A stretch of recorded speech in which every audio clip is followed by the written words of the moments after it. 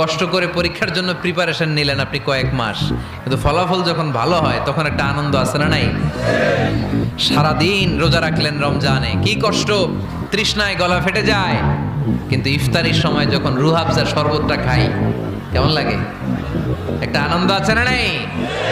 এজন্য আল্লাহ বললেন فإن مع العسر يسرا إن مع العسر يسرا ও নবী, কষ্টের দিন মক্কায় অল্প কিছু দিন, মদিনাতে আনন্দের দিন অপেক্ষা করছে।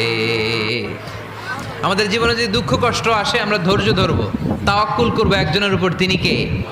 কারণ আমরা বিশ্বাস করি কষ্টের দিন এটা চিরকালের জন্য নয়, সামনে আনন্দের দিন আমাদের জন্য সেট করে রেখেছে কে?